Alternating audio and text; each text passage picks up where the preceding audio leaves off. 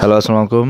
আজকের এই ভিডিওতে আপনাদেরকে দেখাবো যে 22, 23, 24 সেশনের অনার্সে কীভাবে আবেদন করবেন। প্রথমে যে কোনো একটা ব্রাউজার ওপেন করবেন। আমি যে কোনো একটা ব্রাউজার ওপেন করলাম এবং সার্চ বারে গিয়ে লিখবেন নিউ লিখে ইন্টার প্রেস করবেন। ইন্টার প্রেস করার পরে এদের কিছু সময় ওয়েট করার পরে দেখতে পাচ্ছেন ন্যাশনাল ইউনিভার্সিটি টু নিচে স্ক্রল করবেন। দেখেন দেওয়া আছে যে অ্যাডমিশন ওই যে পুরোই এটা ক্লিক করবেন। এই লিঙ্কটা আমার ভিডিও ডিসক্রিপশনে দেওয়া থাকবে, সেখানে পাবেন। যার পরে অ্যাপ্লাই নাও অনার্সে যা ক্লিক করবেন। এই ট্যাবে ক্লিক করার পর কিছু সময় ওয়েট করবেন।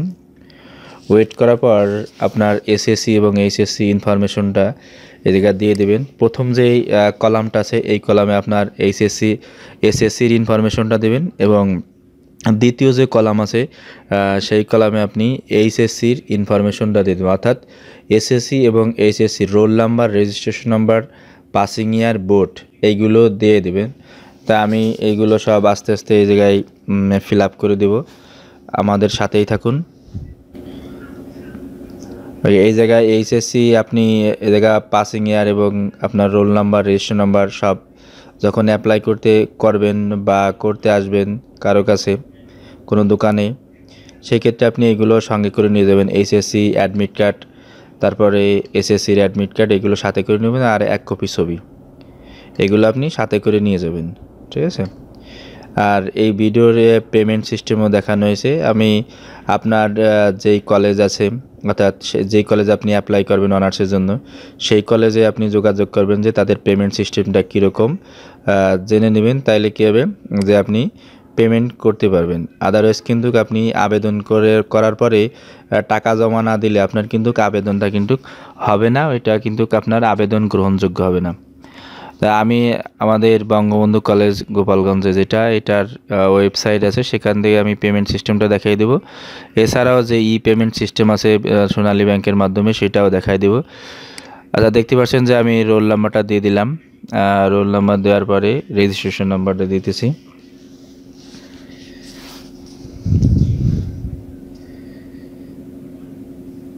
ওকে, এবার আমি বোর্ডটা দিয়ে দেব। দিয়েছে ঢাকা বোর্ড, পাসিং ইয়ার 2021। এরপরে এই জায়গায় এইচএসসি ইনফরমেশন আমরা দেবো, এইচএসসির রোল। আমি এইচএসসির রোল এখানে দিয়ে দিচ্ছি। এসএসসির রোল, এসএসসির রেজিস্ট্রেশন নাম্বার, এসএসসি এবং ইন্টারের অর্থাৎ এইচএসসির রেজিস্ট্রেশন নাম্বার একই আমি কপি পেস্ট করে দিলাম। এবার এইচএসসি বোর্ডটা সিলেক্ট করে দেবো এখান থেকে। এটাও ঢাকা বোর্ড। এরপরে পাসিং ইয়ার হচ্ছে 2023। ওকে, দেওয়ার পর আমি সব কিছু যদি ঠিক থাকে আমি নেক্সট বাটনে ক্লিক করব।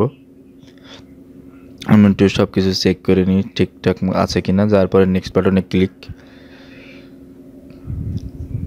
ওকে, নেক্সট বাটনে ক্লিক করার পরে আপনার সব ইনফরমেশন এই জায়গায় চলে আসবে। এইগুলো একটু ঠিক করে নেবেন। অনেক সময় আছে যে জন্ম তারিখ বা নাম ঠিক থাকে না, জন্ম তারিখ বিশেষ ক্ষেত্রে ঝামেলা করে। এগুলো আপনি ক্লিক টু চেঞ্জ এই যে ক্লিক করে আপনি জন্ম তারিখ যদি ঠিক থাকতে ভালো কথা, না থাকলে চেঞ্জ করে নেবেন। এরপরে নেক্সট ক্লিক করার পরে আপনি চলে আসবেন প্রথম যে সিলেকশন ডিভিশন, কোন ডিভিশন অর্থাৎ কোন বিভাগ কলেজে আপনি ভর্তি হতে চান সেই বিভাগের কলেজ এবং ডিস্ট্রিক্ট সিলেক্ট করবেন। কলেজ লিস্ট থেকে কলেজ লিস্ট সিলেক্ট করে দেবেন। আমি সিলেক্ট করে দিলাম। দেখছি এখান থেকে আপনি যে কোনো একটা সিলেক্ট করতে পারবেন অথবা সবগুলো সিলেক্ট করতে পারবেন।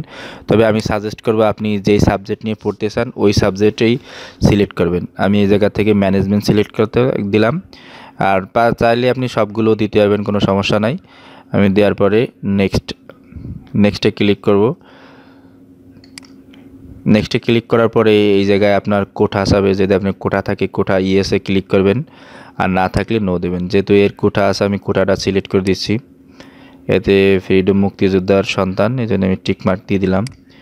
টিকমার্ক দেওয়ার পরে আমি নেক্সট, আপনাদের যদি না থাকে নোতে ক্লিক করবেন। তাই নেক্সটে ক্লিক করলাম।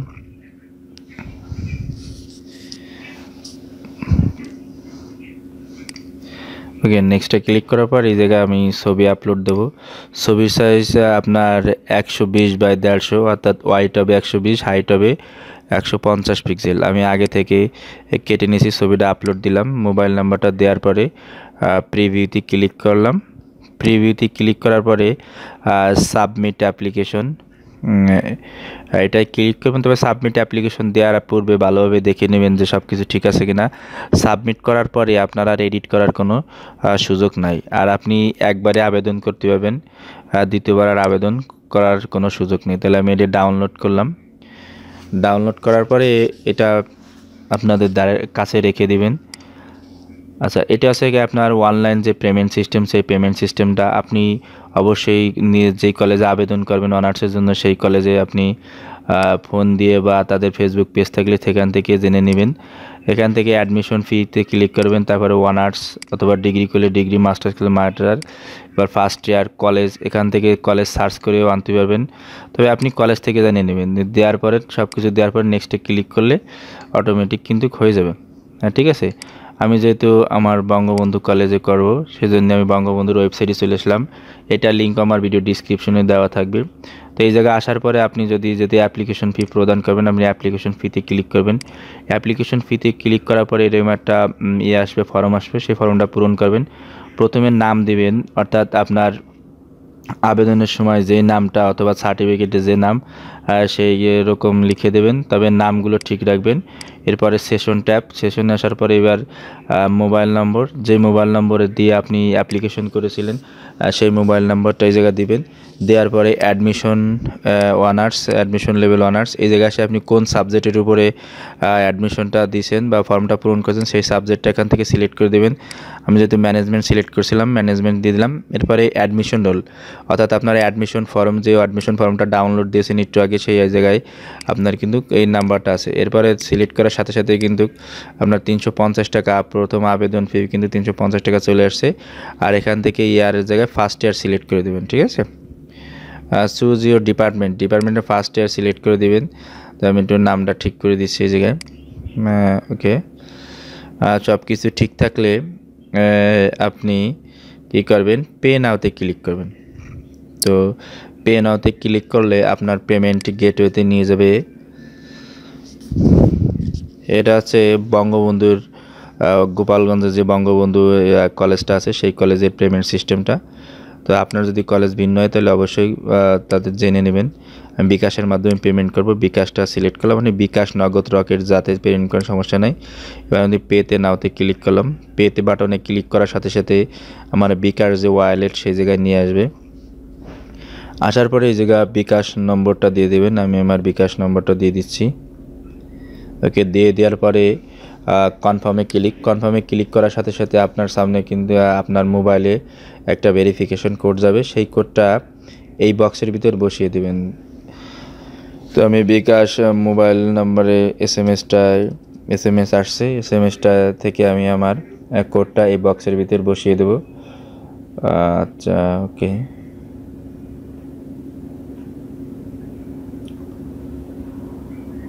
ওকে, বসিয়ে দেওয়ার পর কনফার্মে ক্লিক করব। অবশ্যই ভেরিফিকেশন কোডটা সঠিকভাবে দিতে আমার ভুল আসছে। আমি আবার দেখি ভেরিফিকেশন কোডটা দিই। দেওয়ার পরে আপনার পাসওয়ার্ডটা দিবেন, বিকাশের পাসওয়ার্ডটা দিয়ে দিলাম। ভেরিফিকেশন দেওয়ার পর পাসওয়ার্ড দিয়ে ক্লিক করবেন। গো ইট দেখতে পাচ্ছেন যে কত টাকা কাটছে সেটা কিন্তু আমাদের এখানে দেখাচ্ছে। দেওয়ার পরে এরকম আসবে। আসার পরে আপনি ওকেতে ক্লিক করবেন। ওকেতে ক্লিক করার পরে আপনার অ্যাডমিশন রোল এবং মোবাইল নাম্বার দিয়ে অনলাইন পে স্লিপটা নামিয়ে নেবেন। আমি প্রথমে অ্যাডমিশন রোলটা দিলাম। অ্যাডমিশন রোলটা দেওয়ার পরে মোবাইল নাম্বার বা সার্চে ক্লিক করলে এরকম আপনার পে স্লিপটা চলে আসবে।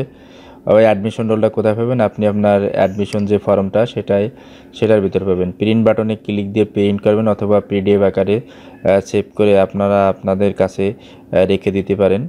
আর যদি আমার ভিডিওটা ভালো লাগে বা আপনাদের কোনো উপকারে আসে, অবশ্যই লাইক, কমেন্ট, শেয়ার, সাবস্ক্রাইব করতে ভুলবেন না।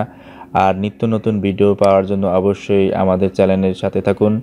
আর কোন বিষয়ের উপর আপনারা ভিডিও পেতে চান সেই বিষয়ের উপর আমি ভিডিও দেওয়ার চেষ্টা করব। আমার এই চ্যানেলে মনে Office, Word, Excel, PowerPoint, Photoshop সব বিষয়ের উপরে ভিডিও একভাবে সিরিজ আকারে পাবেন, অথবা প্লে লিস্টে গিয়ে আপনি সেখান থেকে দেখে আসতে পারবেন। আর যদি আমার কোনো ভিডিও যদি আমার এই চ্যানেলে না পান, অবশ্যই আমার ফেসবুকে পাবেন। ফেসবুক লিঙ্কটা ভিডিও ডিসক্রিপশনে দেখা আছে, সেখান থেকে দেখে নেবেন।